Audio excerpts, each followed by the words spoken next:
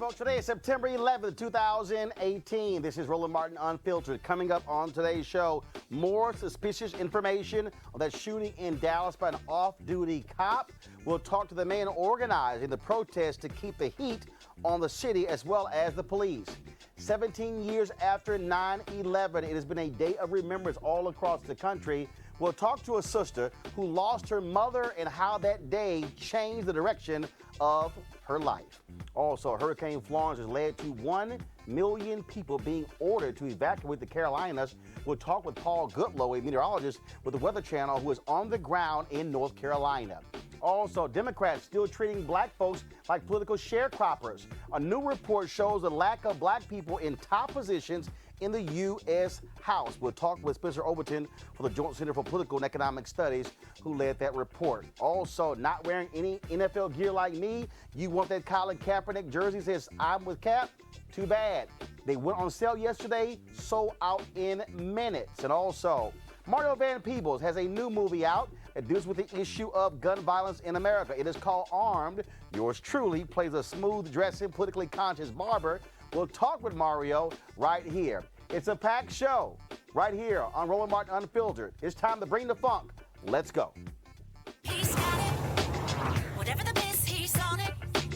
Whatever it is, he's got the scoop, the fact, the find. And when it breaks, he's right on time and it's rolling. Best believe he's knowing. Putting it down from sports to news to politics. With entertainment just for kicks, he's rolling. It's on go, roll, y'all. It's Roland Martin, yeah. Rolling with Roland now. He's funk, he's fresh, he's real, the best, you know he's Roland Martin now.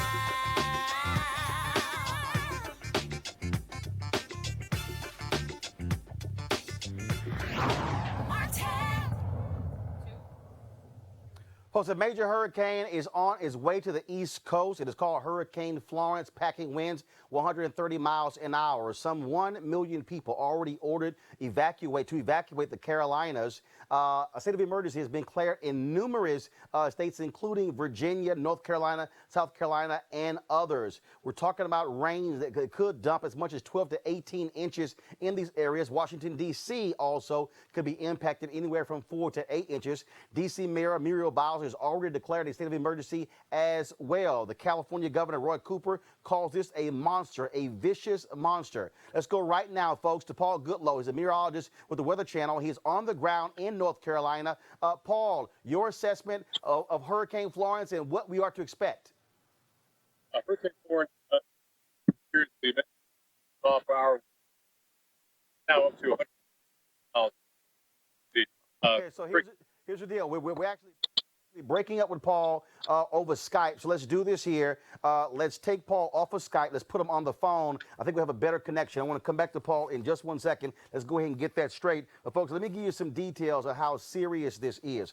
Not only is going to impact folks who are already being ordered to evacuate, what is also happening is you have prisoners who are being evacuated, although one particular county in the pathway, they've said they're not going to move any prisoners. It makes no sense whatsoever. It's 190 prisoners who are there. Also, it's going to impact college sports as well. You have a couple of football games involving HBCUs that have been moved. The Norfolk State game has been moved as well. Tennessee State in Hampton has been canceled and will not be rescheduled. Norfolk State and Liberty has been moved to December 1st. If Norfolk State makes the playoffs, that game is going to be canceled as well. All of a sudden, folks, what we're talking about here is significant potential for damage. The storm right now is about 800 miles off of the coast, but it is expected to make landfall late Thursday or even Friday. The danger zone is going to be really between Thursday and Sunday. Let's go back to Paul Goodlow. We have him on the phone. Sorry, the video was choppy, Paul. Give us a sense of what you're seeing and how are folks preparing for Hurricane Florence? Well, Roland, I'm here in Morehead City, North Carolina. We're also under an evacuation zone here as well. And I kind of came in today. I saw a lot of people already. You know, we're talking 48 hours before landfall. They are making preparations. People are leaving town. Highways are packed. Grocery stores are packed. Lines still there? Yeah, we're still here. Go ahead, Paul. Okay, lines of gas stations as well. So people are taking it seriously and they're getting on out of here. And you mentioned earlier 130 mile per hour winds, now strengthened to 140 mile per hour winds. So it's still a very dangerous Category 4 hurricane. Landfall time is basically people still have time today and into Wednesday to prepare. Thursday, weather starts going downhill. By sunset Thursday, you need to be where you need to be, which is basically above ground, above sea level, and well, inland as well. Another big concern I've got, Roland, is all the rain. I mean, this could be like the North Carolina, South Carolina version of Harvey. And, you know Houston well. You know what happened last year. I'm not saying we're going to have 50 or 60 inches of rain, but some of the models are hinting at maybe 30, 40 inches. And I tell you what, last year with Harvey, some of the models had the same numbers, and they underperformed. We had widespread 55 inches of rainfall from this storm, and this one is supposed to stall out. So inland freshwater flooding is a huge concern. At the coast, North Carolina coast, Outer Banks, huge concern. Wilmington, Wrightsville Beach. But also now getting greater concern for the South Carolina coastline as well, because if this thing kind of stalls and kind of drifts to the southwest, where places like Charleston, initially in the forecast, they would have an offshore wind. They can go to an onshore wind, and that could cause a lot of flooding. They saw flooding a couple of years ago with Hurricane Matthew as well. So this is a huge threat for the Carolinas, a threat they haven't experienced in years in terms of how far this will be, how far inland places like Durham and Greensboro, Charlotte, Raleigh, all could see a heavy rain there as well. Not to mention upstate of South Carolina, as well as the low country, could still see very heavy rain. So this is a combination. We have our wind threats at the coast, a little bit inland as well, maybe even a surge threat as well.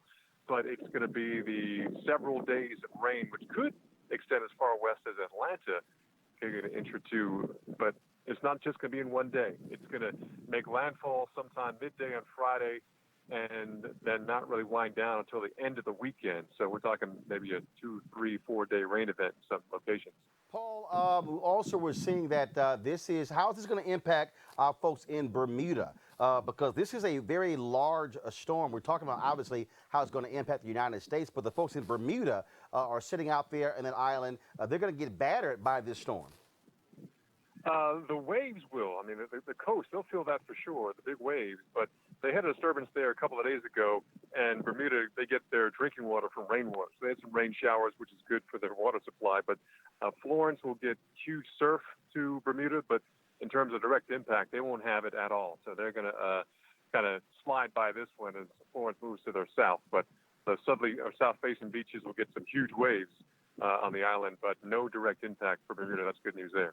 Paul, I have the weather channel, your website up, weather.com right now, and we're talking about, you talk about multiple states. And so as this storm moves forward, Charleston, South Carolina, Wilmington, North Carolina, Norfolk, Virginia. But see, and that's where they're expecting a direct hit. But as you begin to venture this thing out, you're going to have even multiple states who will feel the after effects in terms of wind, in terms of rain. Look, I was born and raised in Houston. I've gone through numerous hurricanes, and we've had situations where a hurricane hit in Houston, and then those winds, Dallas is 4 hours away, and you still felt 30, 40, 50, 60 mile an hour winds that distance away. And so we're talking about not just the Carolinas, but we're talking about a significant number of states on the East Coast. Well, the big threat with the wind will definitely be Friday and Saturday. Saturday night and Monday, the wind should die down enough where it's not going to be a huge wind threat. But right along the coast of North Carolina, it's going to be, wind's going to be a big concern. And here's the thing about the wind that people don't really think about. It's not so much how fast it's going, but it's what's blowing in that wind. So whenever I'm on location, I'm always worried about what's upwind for me, what could be taken in the wind and then blown my direction. I don't care if it's blowing 100 miles an hour. I don't want anything like siding or pieces of homes coming in that 100 mile an hour wind and knocking me upside the head. And last thing, flooding. We've had lots of rain here in the DMV area in D.C., Maryland, Virginia for the past couple of weeks. And so with the ground already saturated, I mean, if you get all of a sudden 4, 5, 6, 8 inches of rain, flooding is going to be real. And many places will see maybe 5, 6, 7 times that amount of rain. Roland. But the good news is I think the heaviest rain won't fall right there in the mid-Atlantic, Delmarva, although you'll see maybe some areas 5-6 inches because the rain continues Saturday, Sunday, and Monday before things finally start drying out. And all the moisture gets pushed back out to the Atlantic by say the beginning of next week. But we have a long period of flooding after landfall. So I know people are kind of caught up in where exactly where that center will hit, but these hurricanes aren't single points. They are huge machines, and they're going to transport a lot of heavy rain well inland, well to upstate parts of North Carolina, upstate of South Carolina, into Virginia, into the D.C. area, Baltimore, places like Ellicott City, who has had devastating flooding a couple months ago. They could see that too if we get the wrong band set up at the wrong time over the wrong real estate. And we've already seen so much rain the last couple of weeks that it won't take much more to cause flash flooding. And we have that potential from, I'd say, Pennsylvania and New Jersey southward, right on through parts of Tennessee into parts of northern Georgia as well. So it's a huge concern from the surge at the coast, from the wind at the coast, to the rain well away from the coast. We're going to be talking about Florence for maybe close to a week from now. All right, then. Paul Goodlow, meteorologist for the Weather Channel. We'll be watching your coverage on the Weather Channel. We certainly appreciate it. Stay safe. Thank you. All right, folks, let's turn our attention to Dallas, where the stories around the shooting death of Botham Jean in Dallas keep getting weirder and weirder.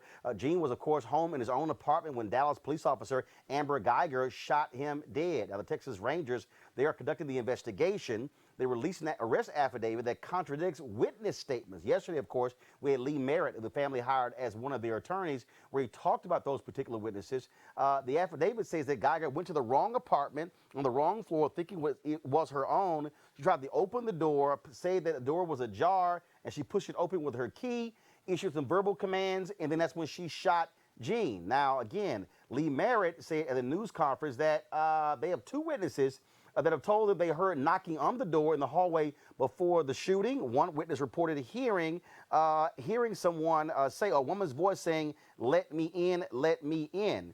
Joining us right now from Dallas is Minister Dominique Alexander, founder of Next Generation Action Network, which organized protests there in Dallas. Dominique, good to see you again. This is an unbelievably crazy story. Surely folks in Dallas are saying, what is this officer talking about? She parks on the wrong floor. She goes to the wrong apartment.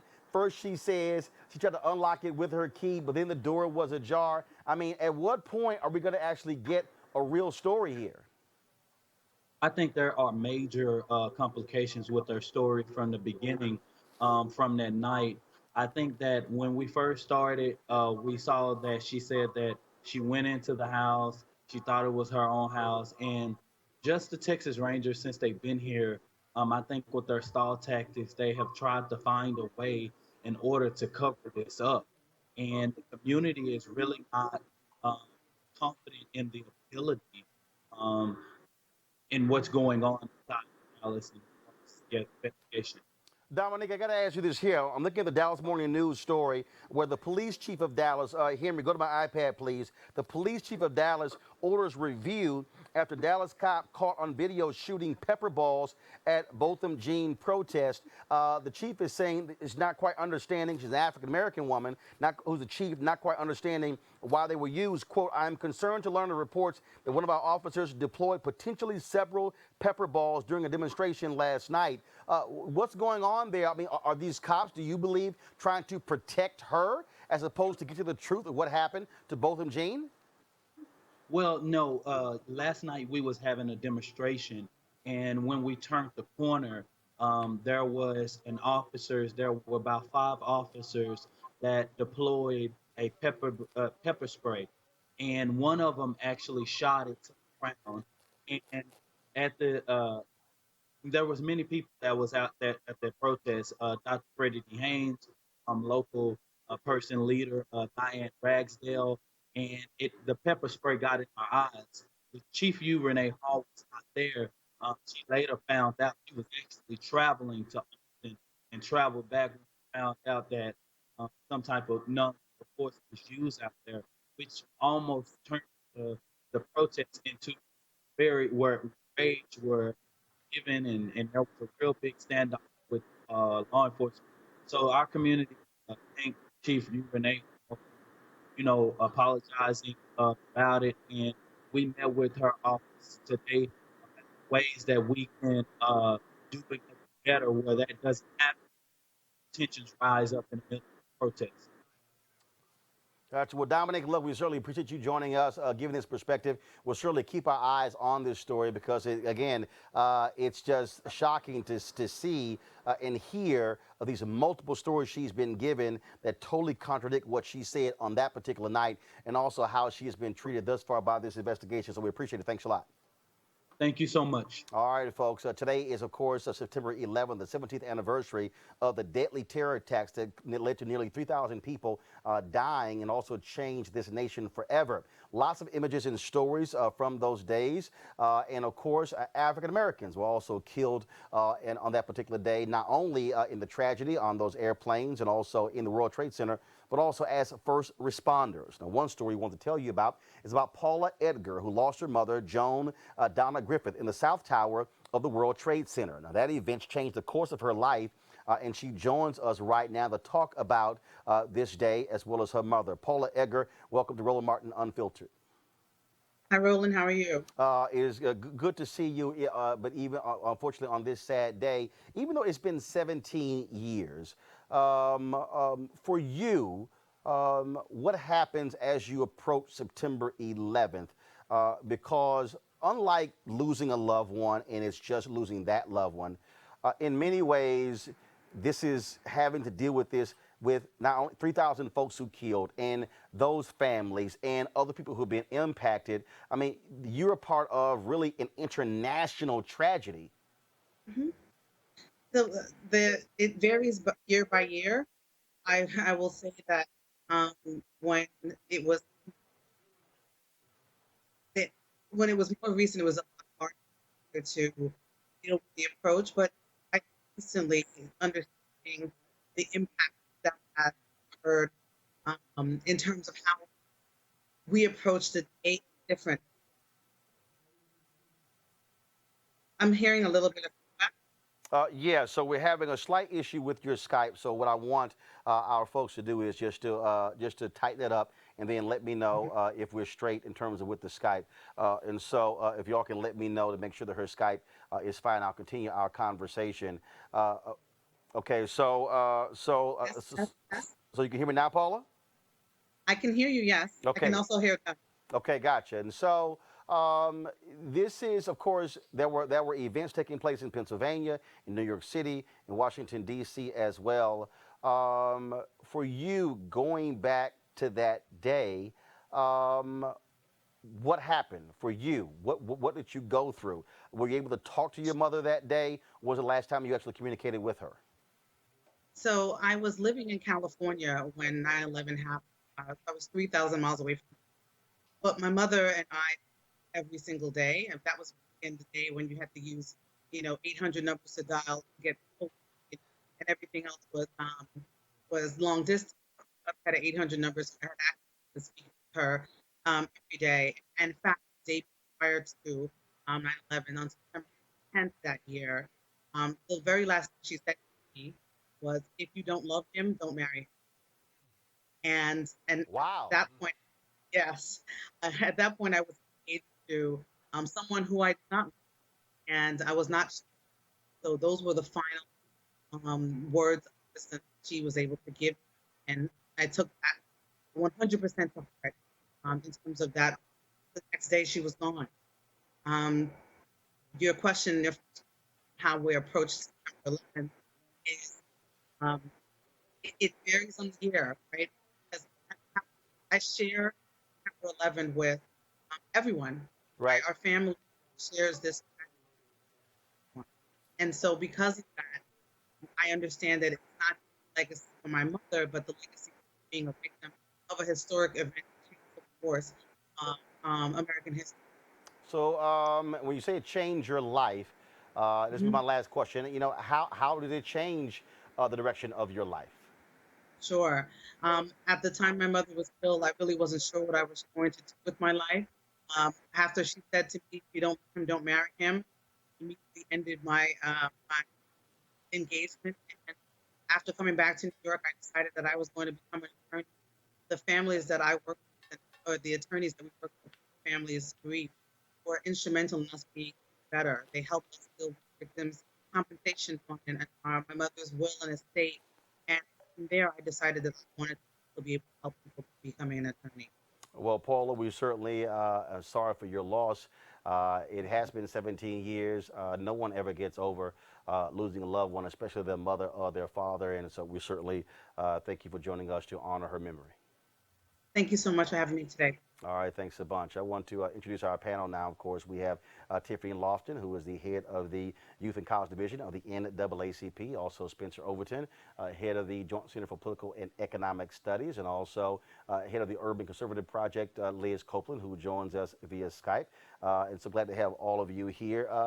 Just for both for Tiffany and Spencer, this is again one of those days that I don't care who you are, if you were alive at that time. You remember exactly that day, the moments you went through, especially if you lived in New York City or Washington, D.C. Right. And so I think that's why it's so important to talk to Paula, to put a human face on it. There's so many political things in terms of who we're going to get back and what's the strategy and that kind of thing. But there is a real human loss here in terms of Paula and her mother, and just having just empathy for that is incredibly important. I remember, if I think about it right now, I was sitting in my AP history class in middle school, and my teacher got the intercom announcement about what took place at the 9/11 in the Twin Towers in New York, and he turned on the jumbo. We didn't have flat screen back then. I'm acting like I'm older than both of y'all, but we had the jumbo thick TVs. And they immediately turned the news on, and we watched the second plane go into the second tower. And being in middle school and I was in Los Angeles, California at the time, not recognizing how bad it was or what exactly was going on or happening, and then realizing or knowing that this is families that have lost their loved ones. This is friends who have lost their loved ones. This is partners who have lost their loved ones. And thinking about all the catastrophes that have happened since 9/11, because there have been a lot of them. Just like you said, Spencer, it's really important to make sure we paint a picture and tell the personal stories of folks who have been directly impacted and affected, because it's not just American history. People's lives are actually being impacted. Liz Copeland. Yeah, I recall the same thing, seeing the second plane going into the tower and thinking that it was a loop, that maybe they were replaying it and fully, getting the gravity of the situation. But I just want to talk about the aftermath. At that time, as a country, we really came together, but the images that I can see were, of course, first responders running into the building and, police officers. But to have a woman of color to also be associated with this event, this tragic event in our nation's history, is really important, because to me it symbolizes, especially at that point in time, how we were all Americans. And while I am certainly not saying that we want to feel how we felt during that time, but afterwards, we believe that we should be concerned and take care of our neighbors. And I don't believe we have those same sentiments in 2018. I certainly am not arguing that we need to have a terrorist attack on our soils to prompt us to get back to that point, but I do remember that time. Well, one of the things that also, when you talk about on this day politically, it was startling to have to wake up today. And the first tweet from the President of the United States is complaining about Russia. Right. And obviously somebody said, dude, it's 9/11. And so a few minutes later, it's the second one. But you're sitting here going, so I mean, how weak are you that on this day, when it shouldn't be about you? It's not all about you. Right. That's right. It's not just about you. Yeah. And it's just, what's upsetting about that and what's irritating is that I've over the fact that it's about that he thinks that it's about him. I'm more concerned about the people that are around him that don't check him or have no power or no influence over him to say, hey, don't forget tomorrow morning is 9/11. Right. Your first scheduled tweet, because we schedule tweets nowadays. We don't just do off of impulse like 45 does. And so somebody should be able to tell him the night before, hey, your first tweet tomorrow, it's 9/11. It's been 17 years. Let's make sure that we acknowledge the families and loved ones. And someone who claims to be so about pro-American and so about patriots and so about the war and so about everything, someone who you would think would be the first #1 champion to say, you taking a knee, but I'm going to tweet about 9/11 and the families that were lost. Like, his mind is completely gone, but his staff and his team weren't smart enough to tell him this morning, hey, your first tweet should be about 9/11? and Liz, even go ahead, Liz. Yeah, I mean, to Tiffany's point, I think it is reflective of our president's tone deafness. But I do want to push back on the staff that are in the room. I would argue that they're not stupid and that they know very well what the expectation is, what the tone is that should be coming out of or reflected in the president's statements and his, whether it's through Twitter or through his spokesperson, that it should be focused on this day as a day in honor and memory of those people who lost their lives and everyone who was impacted by this. But he is unchecked. And that's one of the things that's fearful about this president. While he might have people in the room who know better, who are going to advise him to do better, he doesn't have to do better because there's no one who has, especially in his position, more power and more authority than him. Well, I just think it's, again, it's pretty much childish, but that's what we can certainly expect from the one sitting in the Oval Office. And again, I keep saying I can't call somebody president if you can't even respect the office yourself. He's also getting lots of criticism along with his wife Melania for posting images of themselves about 9/11. It's like you're using a photo and also using a photo from last year. And so, goodness, you think you could use an image of the World Trade Center or whatever. Anything. But again, but this is sort of what we have to deal with and expect here in this country. All right, folks, hold tight 1 second. When we come back, we're going to talk about this new report from the Joint Center for Political and Economic Studies that details the lack of black folks in top positions in the House. Democrats, what's up with y'all treating black folks like political sharecroppers? Oh, yeah, I'm going to explain that when we come back right here, Roland Martin Unfiltered.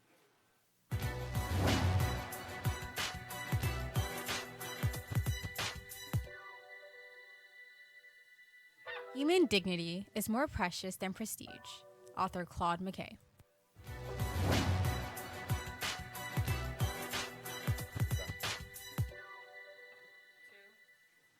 All right, folks, here is the lead headline in this new report detailing the hiring of staff in the U.S. House of Representatives. New report finds people of color nearly absent from top staff positions. Now, you might remember, of course, last year we talked about the United States Senate and their lack of black folks being in top positions. Other findings of this report, the American public more likely to elect a person of color to the House than members are to hire top staff of color. Of 329 white members of the United States House, 16 have chiefs of staff of color. More Republicans than Democrats. Over a quarter of members represent diverse districts but have no top staff of color. No Latinos hold top positions as well. Spencer Overton, you, of course, head of the Joint Center for Political and Economic Studies. And so this is, so explain, Republicans have more top staffers of people of color than Democrats. More top chiefs than Democrats. Chiefs of staff. Chiefs of staff. That's absolutely right. And a big issue here is white Democrats in particular, right? The bulk of the top staff who are black come from the CBC. So like 85% of the Democrats' top staff comes from CBC members. But if you look at white Democrats, only 2% of their top staff is black. Now just, think about this. 21% of Democratic voters are black folks, right? And so there's a reliance on black voters, but very few top staff are black for white Democrats. And this is precisely why, Tiffany, they have to be called out and put on Front Street and challenge. And I use the phrase political sharecroppers for a reason, because what they want is they want black folks, just like white plantation owners did, wanted us to till the land, work the land, deliver the crops, but then don't want to pay. And so Democrats want to get votes, want us to get out there and campaign and deliver them to the promised land. But when it comes to getting contracts, when it comes to getting jobs and opportunities, it's okay, we'll see you later. Right. Well, what's interesting is, one, not only were Republicans more likely to have people of color who were chiefs of staff, it was only 10. I saw the number for Democrats was only 6. Right. So that's 16 people that are chiefs of staff, and that's not a lot at all when you talk about the House. Folks, yeah. For white folks, when you talk about the House at all. We're not talking about black folks, we're talking about people of color. People of color, that's right. That's another thing. I wonder what the gender demographic of this looks like, right? So interestingly, 61% of black top staff are women. With That makes Latinos, sense. it's about 45% of women. Okay. It's about 25% in terms of Asian Americans. Yeah, see, and so when I think about those numbers, which is really alarming to me because I think about the folks who are actually doing the work of connecting with the constituents on the ground, those folks need to represent and come from those communities. And a lot of those communities that we're talking about are people of color. Right. And those white Democrats, they're not in all white districts, right? So the average white Democratic district is 37% people of color, right? But they just have very few people of color in top positions. Liz, you would think that this is a story to tell for Republicans, but even they can probably We're proud we have screw 10. that one up. And this, but this goes to again what happens in our politics where black people. And again, for anybody who's watching, I need you to understand how all of these things are connected. What happens is if you're not getting these top positions among these positions in the House, what then happens is you're not then getting the jobs after you leave Congress. So when it comes to lobbyists, when it comes to PR shops, when it comes to all of these particular places, you're not getting any of these jobs. And so we're frozen out of those opportunities, which is how we're able to build and create wealth. Right. I couldn't agree more. And so when I looked at the actual study when it came out of the members of the House, it was those who had districts that were 33% black, and the breakdown there. But as a black Republican, I'm looking at this report and I'm looking up Will Hurd in Texas 4th or Will Hurd in Texas 23rd, Mia Love in Utah's 4th, and they are both African American Republicans. Both of them, the first black Republicans from their respective states to actually make it to the House, and they were not on the list. And so then I looked at the areas that they were representing to see if, what are the demographics of those areas? And both are coming from majority white districts. And so there could be an argument made that they're going to have individuals in their staff that's going to be reflective of the district, but I don't buy it. Being a double minority, a minority in my political group and often a political minority in my ethnic group, I think it's incumbent upon black Republicans to make sure, to your point, Roland, that black Republicans are in the chief of staff position because they're the ones that are tapped to be able to go to these foundations, to these lobbying firms, these law firms. And I've always said it, we not only need representation, but power in both parties. And you can get to that power either through the elected official role or as a chief of staff or as a thought leader and be in the room. And so I think they failed, specifically Congressman Will Hurd and Congresswoman Mia Love. Well, here's the thing that we have to understand right now, and that is with the elections that we've seen take place, when January comes, you're going to have more than 50 members of the House Democratic Caucus who are in the Congressional Black Caucus. The CBC is the largest caucus on the Democratic side. And it's telling that if they can't find black people, and I'm not saying people of color, okay? I'm saying black people. You can't, and also, first of all, define top positions. So chief of staff, legislative director, communications director, right there. But then also staff directors for committees. And then we looked at the leadership offices like Pelosi's, et cetera, chiefs of staff, policy directors, and communications directors. Okay, so on the Democratic side, for Nancy Pelosi, what they got? So now she does have a communications director who's African American. Steny Hoyer. No. Joe Crowley. No. Also Steve Cohen, Tennessee, Memphis. No black, no of color top staff. Wow. Clyburn is obviously in leadership. Yeah, he is in leadership, and he has Yebi, in terms of chief of staff, so he has a person. And again, and I know somebody at home is thinking, look, okay, that's all political. No, they don't understand. Why it matters. When you start talking about jobs that are paying, not just jobs that are paying six figures, but also when they go hire somebody who's a top staffer, they then hire them and then come set up their offices. They now can then hire 10, 15, 20, 30 people. And then if you don't have any people of color, any black folks, you're never going to get those kind of jobs. And they also help decide what's the priority of the office is going to be sometimes as well, right? So when my student organizations have actually gone and done lobby visits, we're not usually meeting with the Congress member when they can't meet. We're talking to the legislative director or we're talking to the chief of staff person. And so when I think about that role, it's like, well, how much agency? And I'm not making the color of your skin synonymous with the priorities that you're going to have because we've seen that be different too and not always be on our side. But it's important for us to think about what are the opportunities that are being shown up for people of color in high positions and high offices in our government that are not just elected officials, Right. but those who actually make those decisions. Spencer, then Liz. Yeah. The CBC, though, is Hold Liz 1 second. Go ahead, Spencer, the then Liz. CBC is carrying Democrats in terms of diversity. So No about shot. 53% of CBC's top staff is black. And you compare that to 2% of white Democrats' top staff being black. So CBC has a healthy number of top staff who are black. Liz? Yeah, I know this is timely with the Congressional Black Caucus Foundation Annual Legislative Conference. I know that this is timely, but Spencer, I'm really interested to know what's going on in the Senate. Are you guys doing any data and research on that? Yeah, we did do a report on the Senate, and we found that there was very little diversity on the Senate side. So on the Senate side, it's about 7% of top staff are people of color. On the House side, about 13% of people of color. But see, always the assumption was there's no problem in the House because you got the CBC, you got the CHC.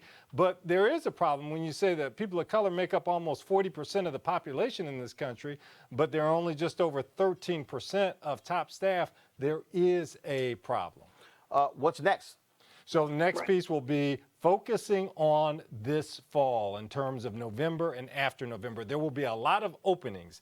And how do we get people to hire both top staff of color and then also mid-level staff of color who can move into those top positions? All right, let's go to our next story, folks. Colin Kaepernick, of course, is still being talked about. Nike, of course, released their Just Do It commercial. He is the face of their 30th anniversary campaign.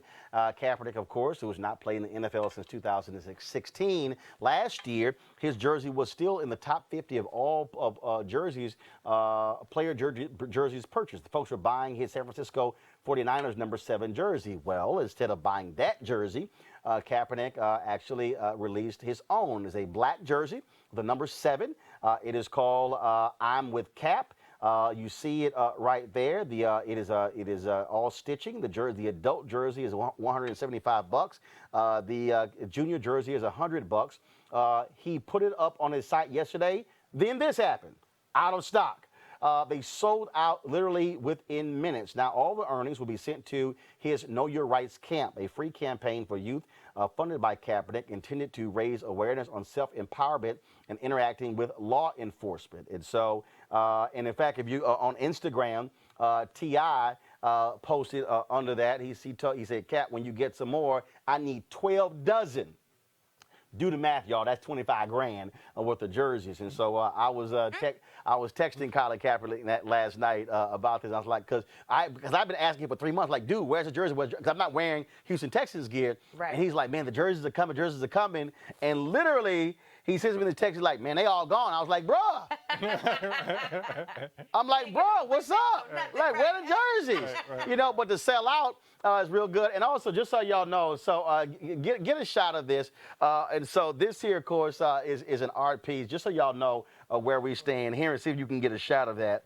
The art piece on the wall. And so I was presented that particular art piece yes, I know I'm throwing y'all a curveball. Yes, I am. Milton Bowens, y'all, did that art piece that's on the wall there. He's in Sacramento. I gave a speech there for Mayor Kevin Johnson.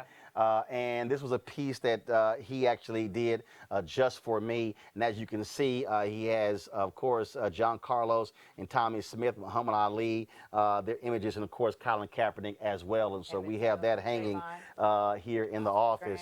Now, what's interesting also, there's some conservative university that announced that, again, they're not going to allow any Nike gear. And I had, of course, I had to tweet homeboy.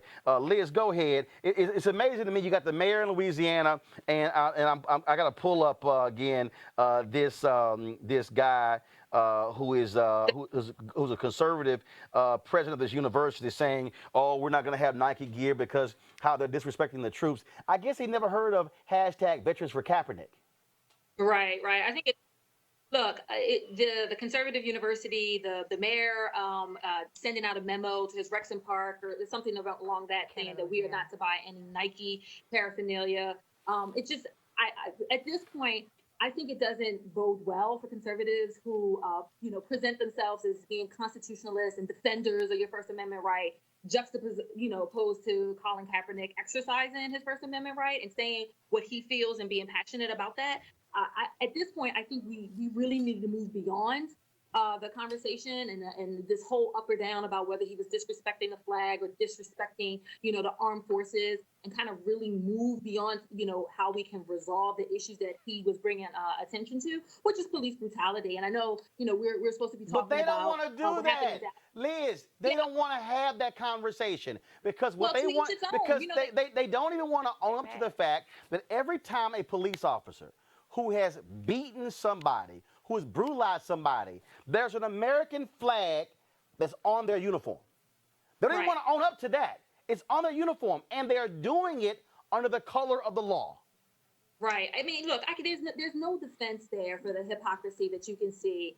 The reality is, as a conservative, I believe that he has the right and he should exercise his First Amendment to speak out when he sees injustice. And I think that, you're just being a hypocrite when you say that he shouldn't have done that. And Nike, I say it again, they not only made a business decision to bring him in on that campaign, but they also are saying publicly that we support this social justice issue. And they're going to fare. I just think it's ridiculous that people are burning their shoes and everything that's related to it. They get stuck on stupid. The right to decide. Spencer, go ahead. And Liz, the hypocrisy is not just the First Amendment piece. It's this notion of, let's say, being a libertarian and being free from state oppression, and this notion of sanctioning violence against black folks. This notion that we are going to block out that black lives have value, right? We're going to block that up. Extension, Spencer. They didn't say anything about black lives not having matter. What they said was, this is a company that supports a message that they don't agree with. Who was they? Because I heard that multiple times. No, who was they? Because I've heard that multiple times. And my issue is this: we think about how the movement for Black Lives and how organizers and civil rights organizers have been doing this work for a very long time. We saw the fluke and whack march that took place with white supremacy here in D.C. Right. It didn't go the way it was supposed to go. Colin Kaepernick sold out of his jersey in less than a couple of hours. That's a sign. We are electing black people and people who represent people's voices in the primaries this year. And the movement is currently working, and people are upset, salty, and mad about it, and I don't care. Speaking of salty, this guy who's the president.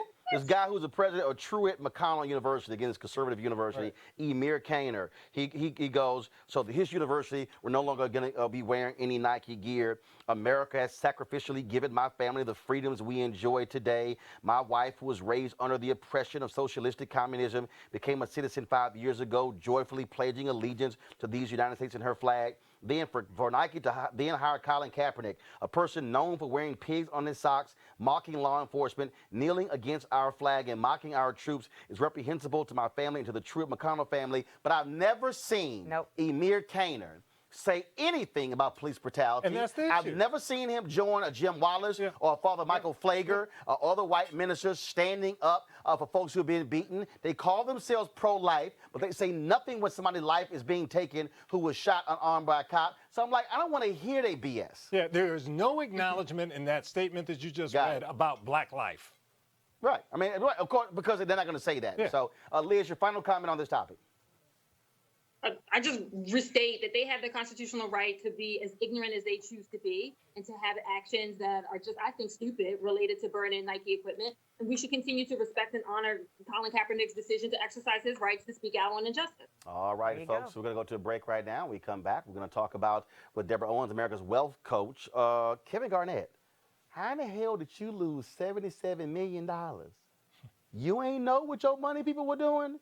Deborah Owens will explain to you what you need to do to ensure you protect and look out for your money. Back on Roland Martin Unfiltered in just a moment.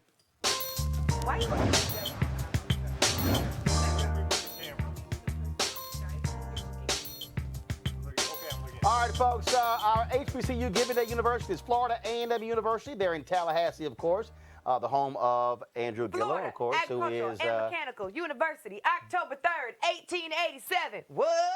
Just checking. Just checking.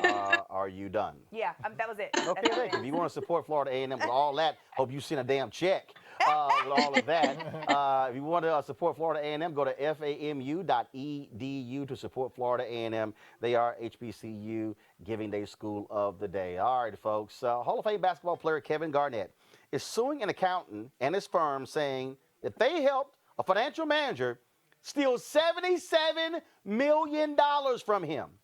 The federal malpractice suit alleges that the accountant and his firm made it possible for Charles Bank of Atlanta to defraud Garnett through businesses in which Garnett and Banks shared an interest. It also says Banks was helping himself to millions of dollars of Garnett's money, and the accountant did nothing about it. But that's not the big story here. How in the hell does somebody take $77 million and you ain't got a clue? Rapper Master P had a couple of words to say about that on his Instagram page. Press play.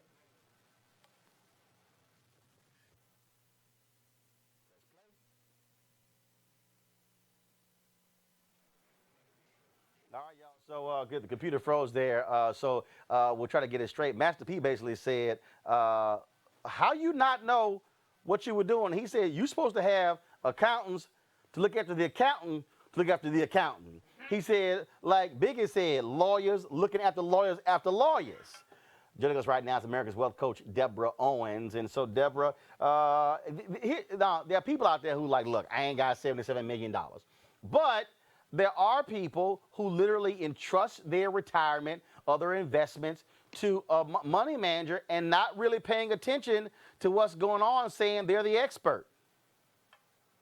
Yeah, I always say that ignorance is expensive. And the fact is, Roland, that the average person, when they pull out their retirement account statement or their investment account statement, they don't actually know what they're looking at. And so, here are a few tips. If you look at Kevin Garnett, his situation, the bottom line is your accountant had the money, but where was the money being held? So here's a clue.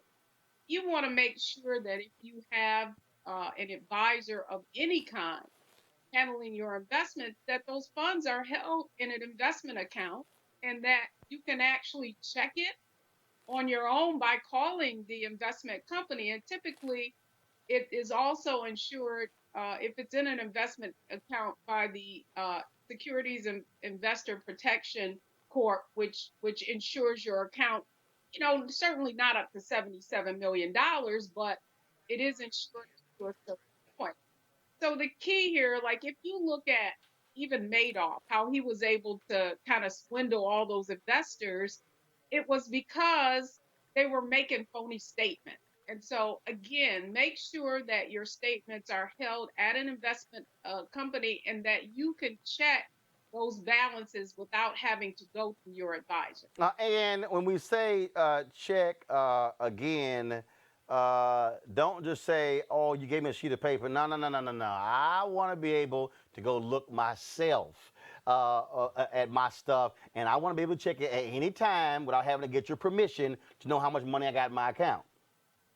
That's right. And another thing, I think what so many people get tripped up on is what is a financial advisor and what are their designations, right? So there are two places that you can go no matter how much money you have to find out about your advisor and whether or not he's got any kind of complaints or sometimes they can be barred from the industry and you not know it. So the first website I want to give out is called FINRA.org. And so that's the financial regulatory who basically keeps track of all licenses for advisors if you have a securities license.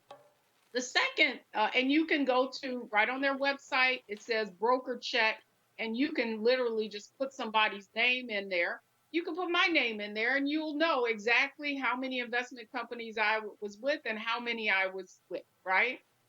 The other resource that's great is typically you're also regulated by the Securities and Exchange Commission. So you can go to sec.gov and get that same information. Now, here's when it gets a little tricky though. Like if you have a registered investment advisor, typically they're regulated by individual state, and where that regulatory body is located in each state can be different. So, just go to your state's website.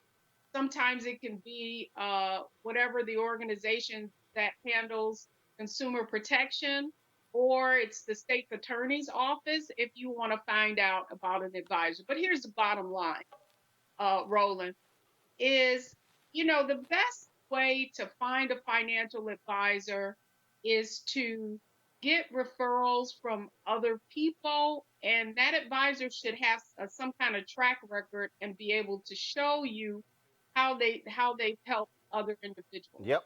But last but not least, Roland, is that you need to have a basic understanding of what a mutual fund is, what a stock is, and what kind of rate of return a particular investment has had in the past, and be able to analyze and research something and not just rely on somebody to take care of your money. The only person that's going to take care of your money is you. All right, then. Deborah, where can folks reach you for more information?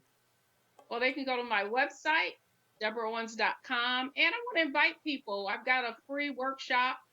Take that workshop and learn the new rules of wealth so you can get smart about your money and not get taken like some of these athletes. That is a wise thing. Deborah Owens, we appreciate it. Thanks a lot.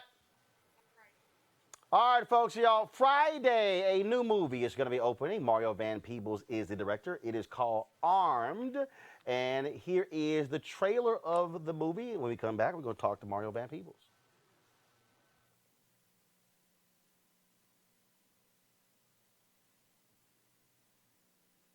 You know, I don't see what is wrong with loving and respecting your wife. Amen. I've been loving and respecting my wife for 18 years. Even my girlfriend knows that.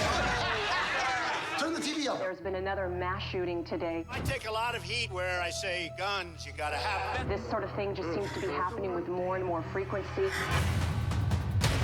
Man down! We need backup! Chief, you need to see this. Get out now! Something happened to us in that raid, Chief. We were exposed to some sort of chemical. Here we go. We're just gonna go down the dark hole of conspiracy theories. This mission requires that we stay cool. Cool breeze, baby. We do not recognize the federal government. They're gonna recognize you. We don't know who's messing with our heads. We're just looking for some answers. Are you off your meds? I did a little bit of research on you. A lot of people think I'm like a ticking time bomb. Other people say, hey, look, this guy is a public hero. All I can tell you is killing those bad guys felt like the right thing to do. How's this crazy fool gonna know who's the bad guy? They're messing with our Second Amendment, Chief. I'm an American. I have the right to bear more arms than anybody on this planet. You got a gun! You're crazy. I'm sorry. Boobs or booty? Booty? You're writing no check with your mouth, your ass can't catch, huh?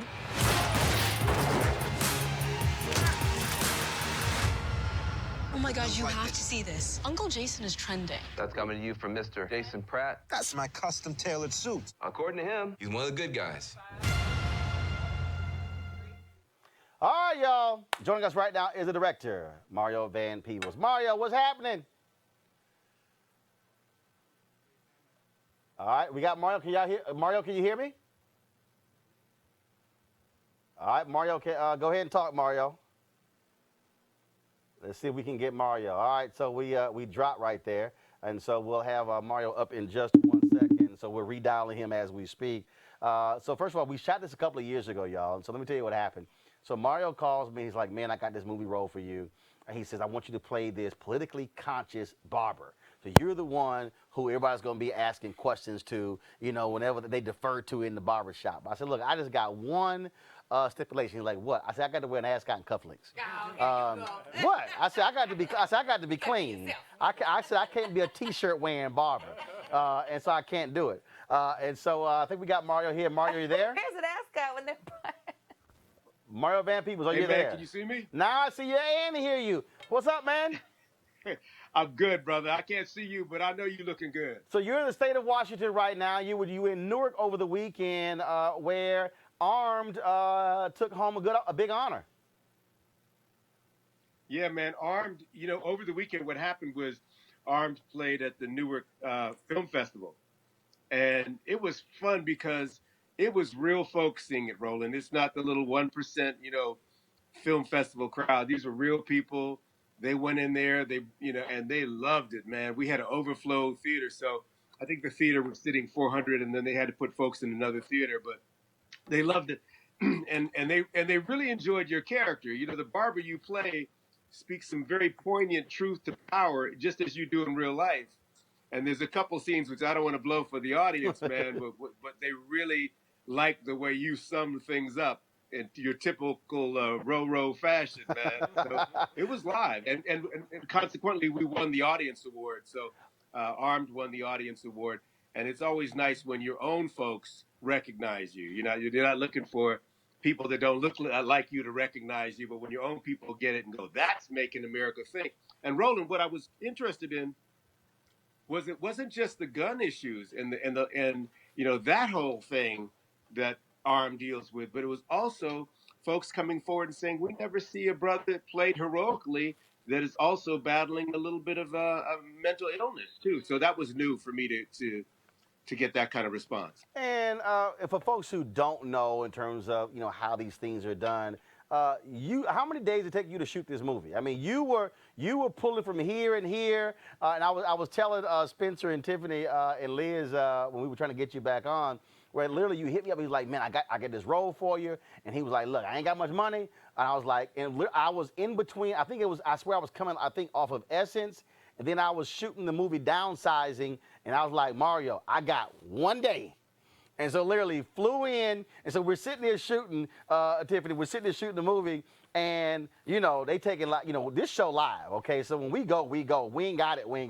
Right. And they would take another ticket. I was like, Mario, I got to get to the airport, bro.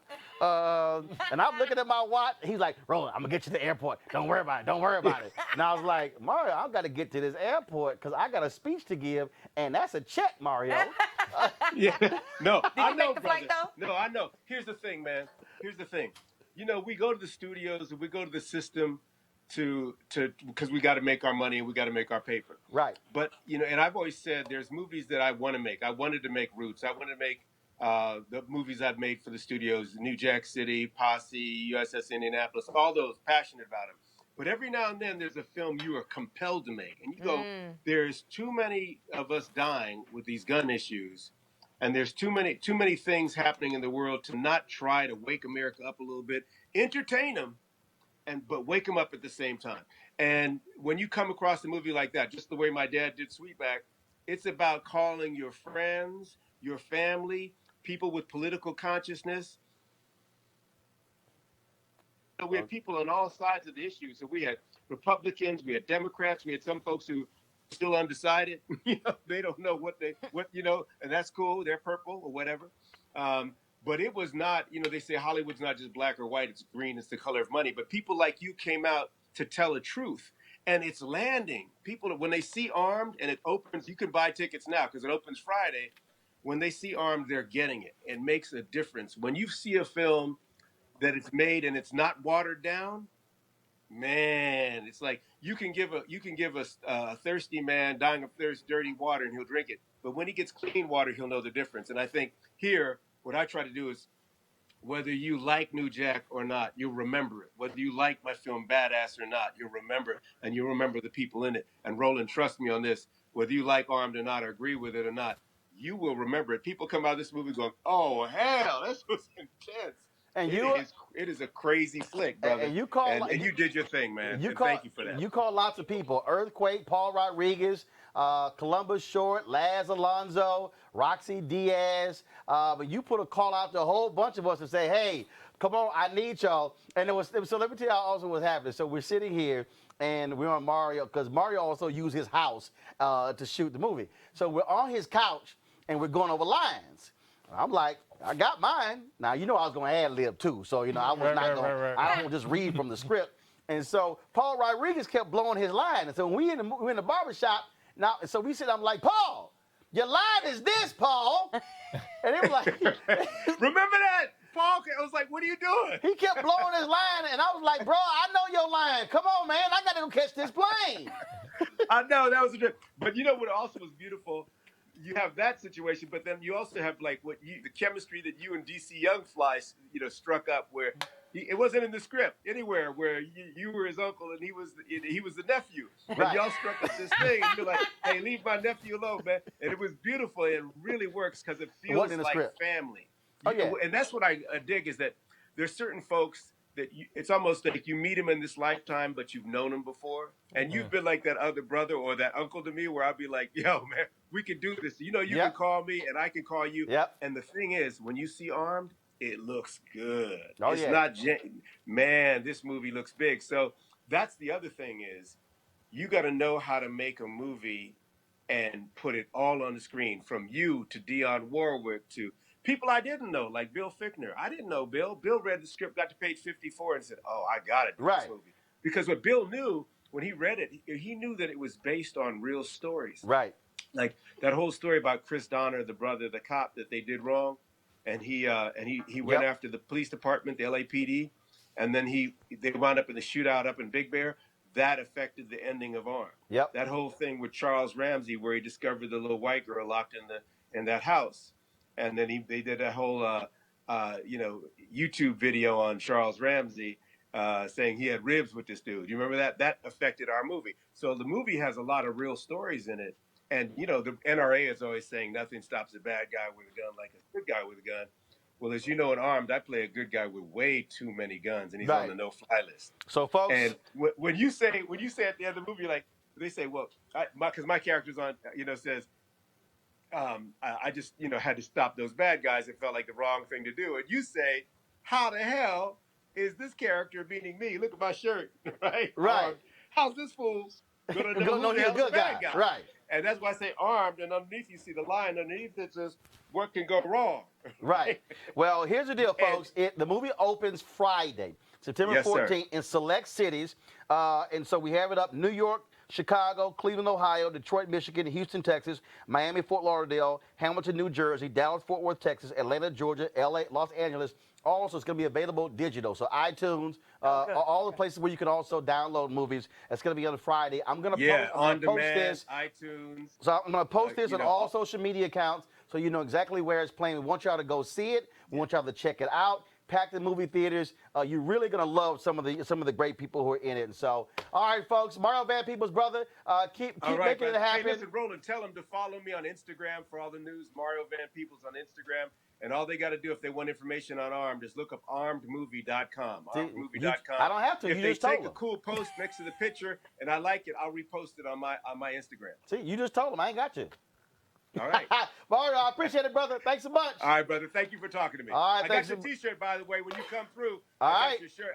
I got a special one made for you with an ascot. Oh, there you go. That's what I'm saying. That's what I'm saying. See, Tiffany, you can't steal that one. You can't steal that one. All right, Mario, buddy. thanks so much. I appreciate it. So, and again, when I say he made this, like, it was straight up, like, look at here. I need you to. That's dope. Here's the deal. Anytime somebody black start the conversation with, look at here. That's it. You know it's something real. free is right behind it. So you just know ahead of time what the whole deal is. And so, yeah, we had a great time making it. And it was just great just to see the whole process in terms of making a movie. Because I think this was, literally I went from that to downsizing, shooting that in Toronto. That was the Matt Damon movie. And so it was pretty cool. It was pretty cool. So, folks, great show. Don't forget, you can check Roland Martin Unfiltered on Facebook, on Periscope, on YouTube. As soon as the show is over, if you miss anything, you can go back and watch it. So we replay the entire show. The restream of the show is going to be at 10 p.m., 2 a.m., 6 a.m., and 10 a.m. as well. Don't forget to go to RolandMartinUnfiltered.com to become a charter member of our Bring the Funk fan club. Here at Give Me a Wide Shot, Mario talked about how good this movie looks, which is like how good this set looks, how good this in our control room. We got to pay for stuff. And so we want you to support this because we want to remain independent to speak to our issues. The stuff that you heard today, I guarantee you, cable news folks didn't call Spencer to get a breakdown on this report they did, which is important. That's why this show matters. Armed, you're not going to see cable news calling Mario Van Peebles to talk about that particular film as well as, of course, telling our story, breaking down the Kaepernick stuff. And so this is why we matter. I also want all of you to share the videos. Share the stream on Periscope, on Facebook, on YouTube. Pass it around. Tell everybody why they need to watch. They don't have to watch it live. They can watch it later. It all counts for us as well. And so we want you to do that as well.